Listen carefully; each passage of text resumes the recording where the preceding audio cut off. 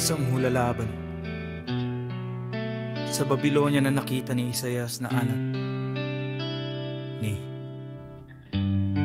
Kamos magtaas ng bandila sa isang lupang mataas at tigang. Sumigaw sa kanila, magwagayway upang pumasok sila sa mga pintuan ng mga maharlika. Ipinag-utos ko ng mga tinawag ko para sa labanan. Isinugo ko ang aking mga mandirigma upang isagawa ang aking galit, ang mga nagagalak sa aking tagumpay. Pakinggan, isang ingay sa mga bundok, tulad ng isang malaking karamihan. Pakinggan, isang kaguluhan sa gitna ng mga kaharian, tulad ng mga bansa na nagkakaisa. Nalahawang makapangyarihan sa lahat ay nagtitipon ng isang hugbo para sa digmaan. Sila ay nagmumula sa malalayong lupain, mula sa mga dulo ng kalangitan. Ang Yahweh at ang mga sandata ng kanyang galit upang sirain ang buong lupain. Mga ginapis sapagkat ang araw ng Yahweh ay malapit na. Ito ay darating na parang pagkasira mula sa makapangyarihan sa lahat.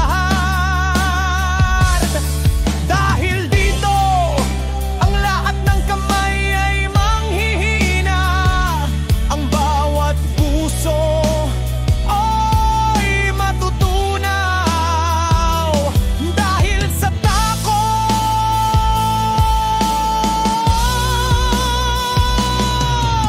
Sila ay sasakupin ng pangamba, sila ay hahawakan ng hirap at hapis, sila ay mangingisay na parang babaeng nanganganak, sila ay magtitinginan ng may matinding takot kung ang ilang mga mukha ay nagliliyab.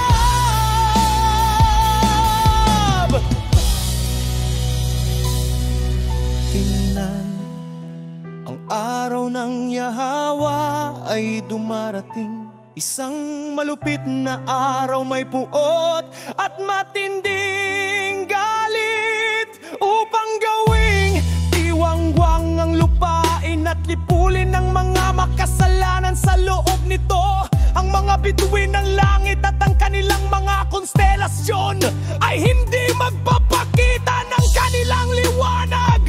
Ang pagsikat ng araw ay palalaginem at ang buwan ay hindi magbibigay ng kanyang liwanag. Parurusahan ko ang sanlibutan dahil sa kasama ang loob nito, ang masasama dahil sa kanilang mga kasalanan. Papatigilin ko ang kapalaluan ng mga mapagmataas at ibababa ko ang kayabangan ng mga malupit. Gagawin kong mas mahirap hanapin ng mga tao kaysa sa dalisay na ginto, mas bihira kaysa sa ginto ng Ophir. Kaya't ipangininig ko ang mga langit at ang lupa ay yayanig mula sa kanyang kinaroroonan, dahil sa galit ng Yahweh, alahaya makapangyarihan sa lahat.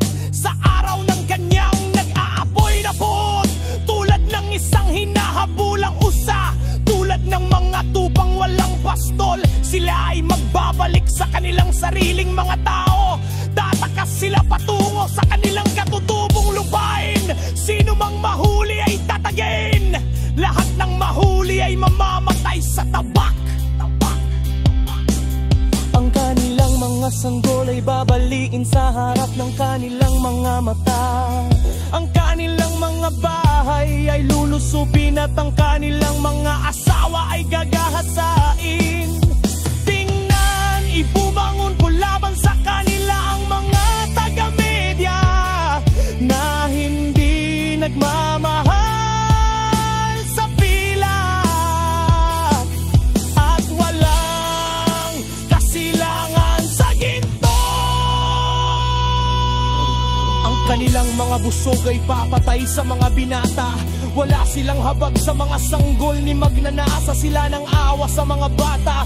Babylonia, ang hiyas ng mga kaharian, ang kapalaluan at kaluwalhatian ng mga taga-Babylonia ay wawasakin ng yawawan. Tulad ng Sodoma at Gomorra, hindi na ito muling tatahanan o poprotektahan sa lahat ng mga salinlahi. Doon ay walang mga nomad na magtataas ng kanilang mga tolda. Doon ay walang mga pastol na magpapahinga sa kanilang mga kawan. Ngunit ang mga hayop ilang ay hihiga doon. Ang mga sakal ay pupunuin ng kanyang mga bahay. Doon ay maninirahan ng mga kuwago at doon ay lulukso-lukso ang mga mailap na kambing. Ang mga hyena ay tatahan sa kanyang mga kuta.